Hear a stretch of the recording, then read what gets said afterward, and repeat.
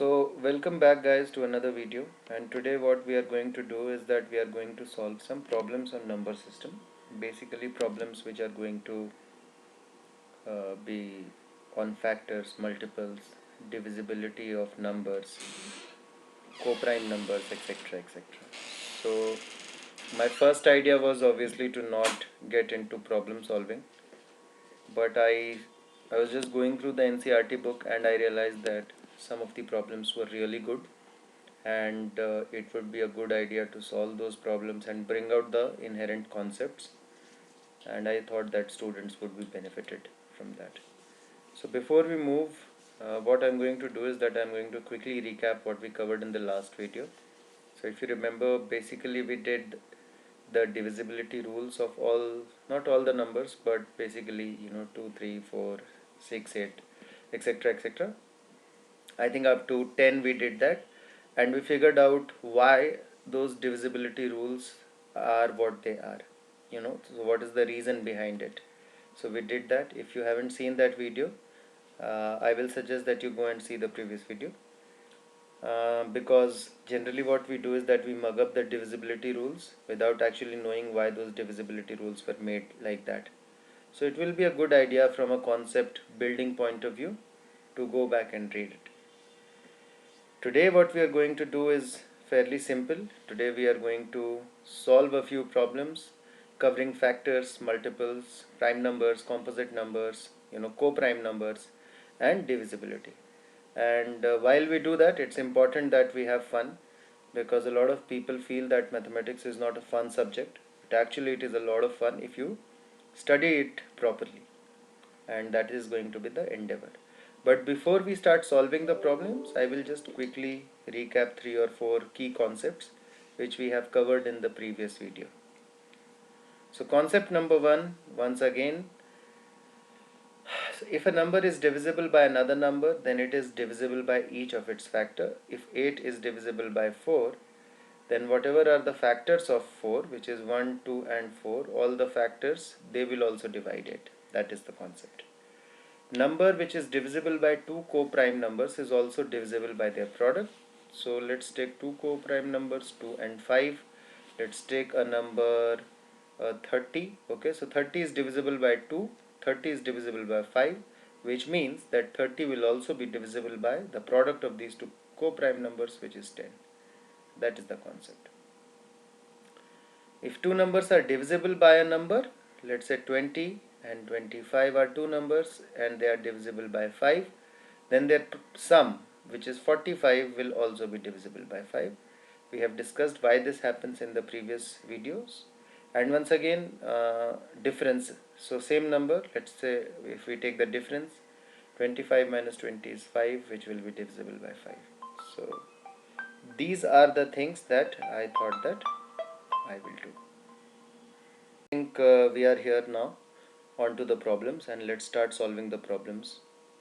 So the first problem is, which factors are not included in the prime factorization of a composite number? The answer is very simple. Factors which are composite numbers, they will not be included, because prime factorization is about finding out the prime factors of the number.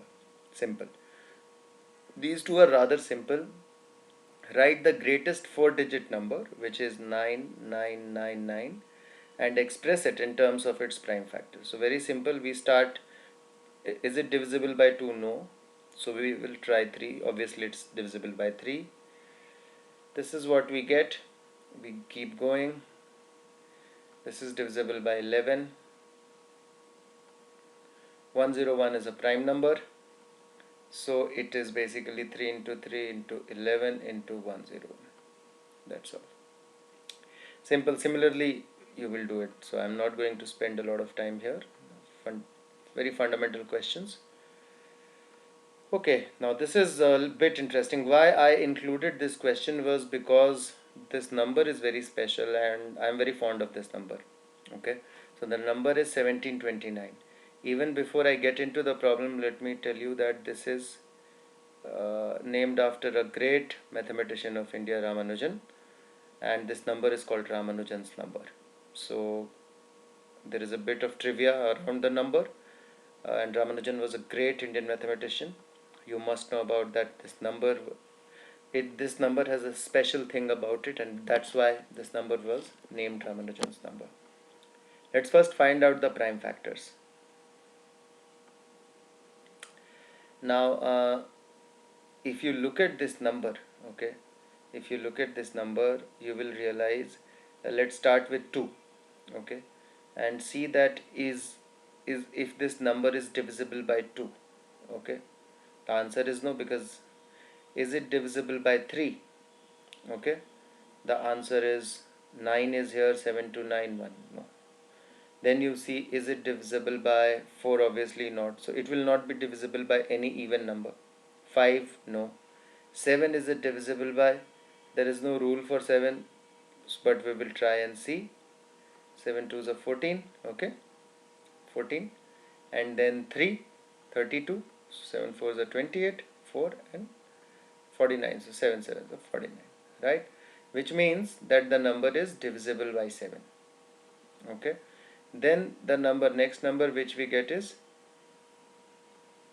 247, okay. Now we'll have to figure out if 247 is a, so now let us see, is it divisible by 7 again? The answer is no. Now it is not divisible by 7.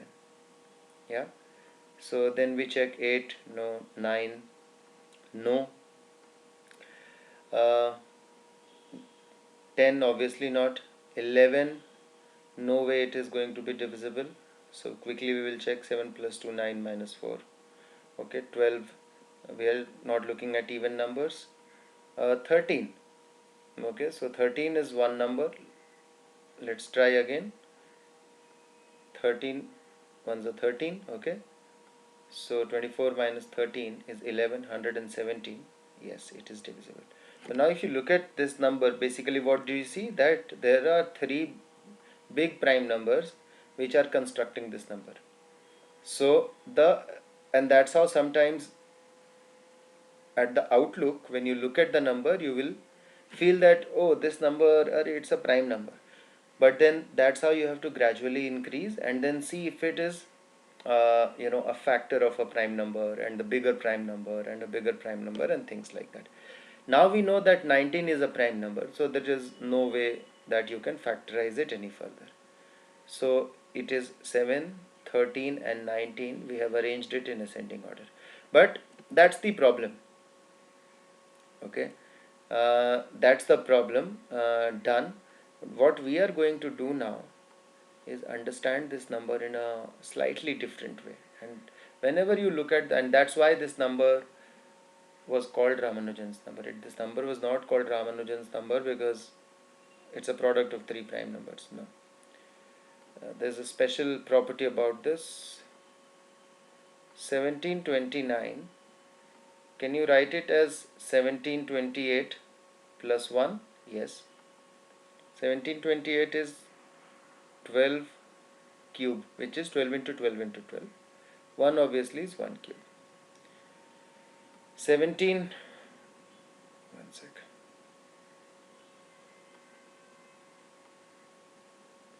Just a second, guys. Yeah. 1729, it can also be written as 1000 plus 729, which is 10 cube plus 9 cube.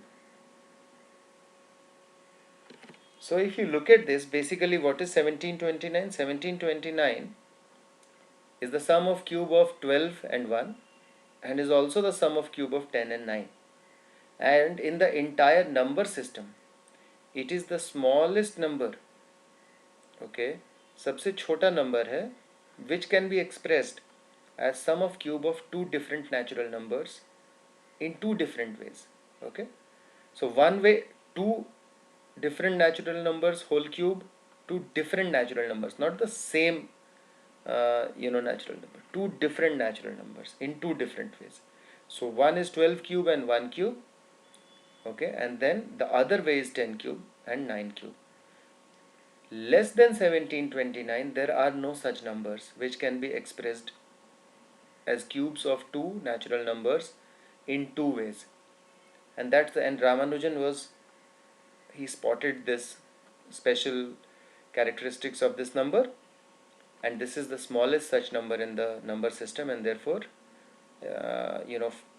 as a tribute to Ramanujan, this number was named Ramanujan's number. And then obviously greater than this, you continue to multiply this with cubes, which basically you multiply it with 2 cube, which is nothing but 8.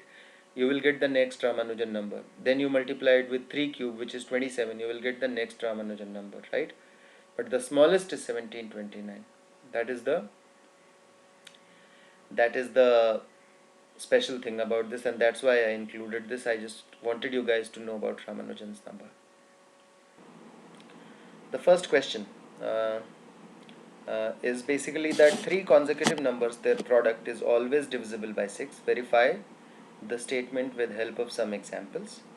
So there is a difference between verification and proving it. Let's just start with verification.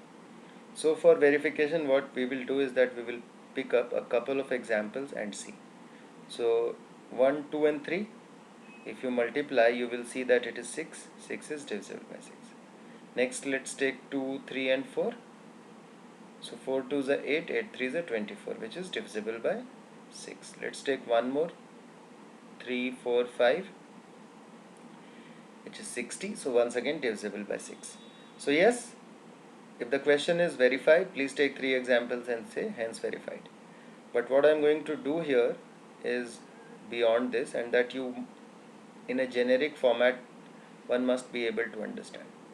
Now see, when we are talking that there are going to be 3 consecutive numbers, whenever there are 3 consecutive numbers, okay,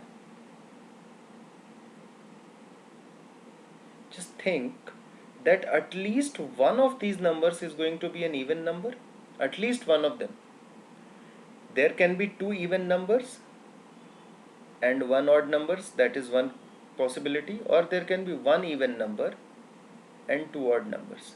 Yeah, because we are talking 3 consecutive numbers. If that is the case, then in any case we have to understand is that the product of 3 consecutive numbers is going to be an even number, because there will always be one even number in the multiplication. Therefore the final result will be an even number, hence the product will always be divisible by 2. So that is sorted. Now let's look at it from a different angle. So when we are talking 3 consecutive numbers, we also understand that one of the 3 numbers will be divisible by 3. Okay, how? So basically any 3 consecutive numbers, if we take, one multiple is going to be of 3, that is for sure. Now let me help you visualize it. Let's take the example of, like, let's just take table of 3. One second, let me just write it in this way so that you will understand.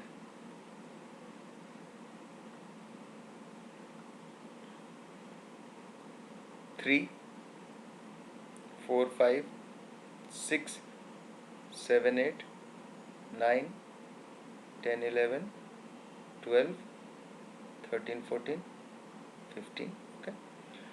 Now for example, if we have to start with the a number, if the 3 consecutive numbers, if the first number is a number which is a multiple of 3, then to definitely it is established that one of the numbers is multiple of 3. So if we start with any multiple of 3, then the first number itself is a multiple of 3.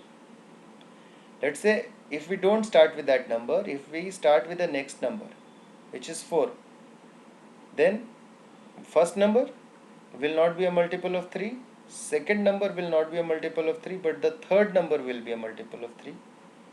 And then let's say if we don't start with the next number also, we start with this number, which basically is the second number after 3, is the second number after any multiple of 3, then first number is not a multiple of 3, but second number is, and third number is not a multiple of 3, and then again the next number is nothing but the multiple of 3. So it will continue to repeat.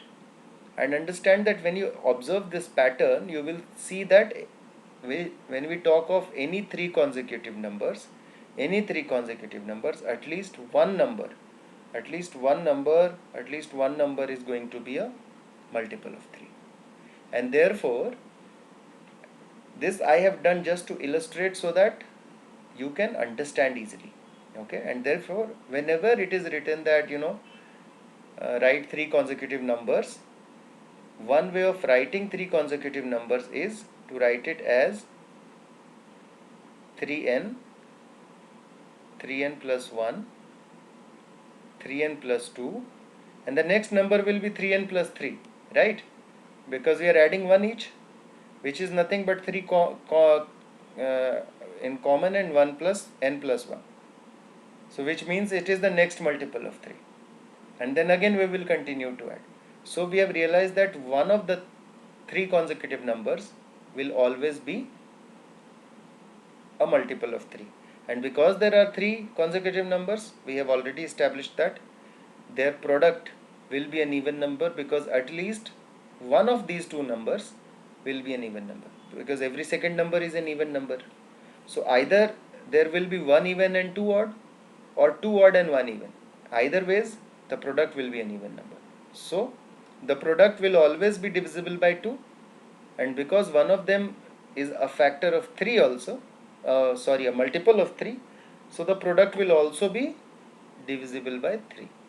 Now 2 and 3 are co-prime numbers, therefore their product is 6. If there is a number which is divisible by 2 and 3, and 2 and 3 are co-primes, then that number will also be divisible by their product, which is 6.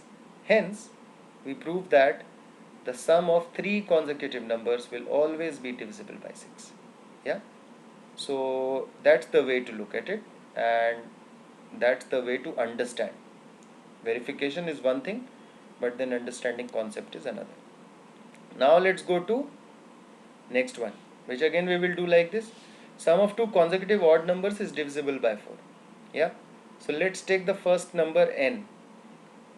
Let's say this is n. It is an even number, so let's take it as 2n. Right. The next number will be an odd number, 2n plus 1, and the next will be 2n plus 2. Right. An even number. The next will be 2n plus 3. So this number and this number, they are consecutive odd numbers. If we add these two, what do we get? 4n plus 4. Right. Now if we divide it by 4, we will get n plus 1, which means it is divisible by 4. Now one can argue that there is a odd number before 2n also. Okay, so let's take that. We can call it 2n minus 1. So these two are again consecutive odd numbers. Let's add these two. So it will be, when we add these two numbers, it will be 4n, which again when divided by 4, we see that it is completely divisible. And hence we have proved that sum of two consecutive odd numbers is always divisible by 4. So simple. The only trick is that we have to learn to write it in form of odd number. So see, for any even number you can write as 2n, and then any odd number you can just simply add 1, that will be the odd number. That's the best way to write even and odd numbers. Now had I written this as n and n plus 1, then it would have been difficult. Then we would have faced difficulty to sort of get to this form. And therefore we have to be smart when we are talking about two odd numbers. So first we establish the even number as 2n, and then we create the next odd number as 2n plus 1, and the next odd number as 2n plus 3, and then you will understand. Now once again let's come to this question. It's an interesting question. So 18 is divisible by both 2 and 3. Now 2 and 3 are co-primes, and therefore it is also divisible by 6. Fantastic.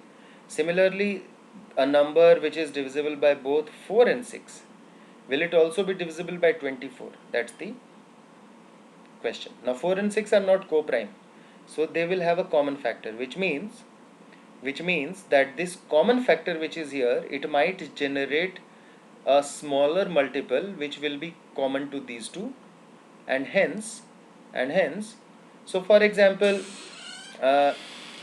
let's say that there is a number called 12 which is divisible by both 4 and 6, right? But is it divisible by 24? The answer is no.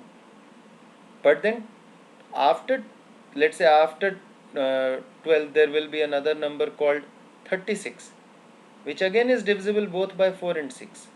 But will it be divisible by 24? The answer is no, because there is a common factor between these two, which is 2, which is getting here. If we take out the common factor, we will see that it is, this number is 2 and this number is 3, right? And then it will start to 2 and 3 are co-primes, and then their multiplication, whatever it is, which is 6, it will divide all the numbers. So that's the logic of this one. So just keep this in mind, that if the numbers, if the numbers are not co-prime, then it is not necessary that their product will divide the number. Now let's come to the final question. So it says that I am the smallest number having 4 different prime numbers. तो ये बोल रहा है कि सबसे छोटी संख्या बताओ जिसके प्राइम फैक्टर जो है 4 अलग अलग प्राइम नंबर्स हैं, है ना? So what is the smallest prime number? 2, then 3, then 5, then 7. Just multiply them. I think it will be 210. Let me just do it. 3500. Yeah, it is 210. So 210 is the answer. अगर question होता कि if I am the smallest number having 3 different prime factors, तो 7 हटा देना था and 30 would be the answer. If it said I am the smallest number having 5 different prime factors, then the next prime number would be here. So that's how you approach. So that will be all in this problem solving video. I think that it was really interesting, and I hope that you guys enjoyed it. And if you have any problems, any doubts, you can write to me. That's my email ID. And once again, thank you so much for stopping by and taking out time. If you want to give me any feedback in terms of what sort of content I should build, etc., please feel free to write to me. And once again, thanks for stopping by and going through the content. See guys, the idea is to make sure that education and access to education is available to anyone, especially in the age of internet and YouTube. So if you do come across the video, if you're watching this video, my request to you is to share it with a student or a teacher who can be benefited, or a set of parents who can be benefited from it, and they can use it to educate whosoever that they want to. On that note, thank you so much for stopping by and watching. See you in the next video.